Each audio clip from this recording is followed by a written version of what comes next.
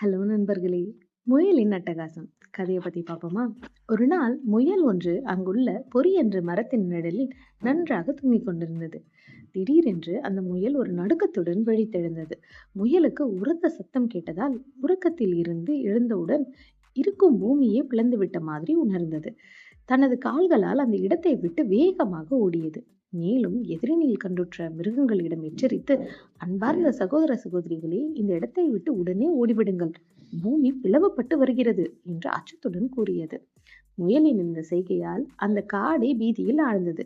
எல்லா விலங்குகளும் ஓட ஆரம்பித்து விட்டன. இருந்த போதிலும் ஒரு இடத்தில் சிங்கத்தின் உரத்த கர்ஜனையை கேட்ட விலங்குகள் தயங்கி நின்றன.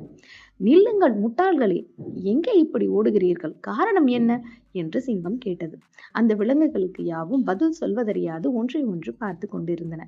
அச்சமயம் அந்த முயல், எனது தலைவரை, நான் சிறிது தூரத்தில் பொறி மரத்தடியில் ஓய்வெடுத்துக் கொண்டிருந்தேன். அப்போது ஒரு உரத்த சத்தத்தை கேட்டேன். அதனால் இந்த இடம் பிளந்து கொண்டு வருகிறது என்று எல்லோரையும் எச்சரித்துக் கொண்டிருக்கிறேன் என்று கூறியது. அதனை கேட்ட சிங்கம் சிரித்துக்கொண்டே, சரி நண்பரே, அந்த இடத்தை எனக்கு காட்டு என்றது. முயல் முன் செல்ல எல்லா விலங்குகளும் சிங்கத்துடன் அந்த மரம் உள்ள இடத்திற்கு சென்றன. அங்கே நிறைய பழங்கள் அந்த மரத்தில் இருந்து கீழே விழுந்திருந்தன. அதனை கண்டவுடன் தான் எல்லோருக்கும் முயலின் நினைவு புரிந்தது. மரத்தில் இருந்து பழங்கள் தான் காற்றினால் வேகமாக விழுந்துள்ளன. இந்த வேடிக்கையான முயல் பயத்தினால் அந்த சத்தத்தை தவறாக புரிந்து கொண்டு மற்ற எல்லா விலங்குகளையும் பயத்தில் ஆழ்த்தியுள்ளது என்று சிங்கம் பலத்த சிரிப்புடன் சொல்லி அங்கிருந்து சென்று விட்டது.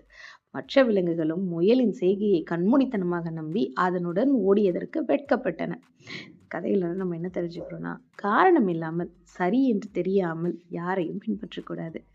நண்பர்களே, இந்த கதை உங்க எல்லாருக்கும் பிடிச்சிருக்கும்னு நினைக்கிறேன். மீண்டும் சந்திப்போம்.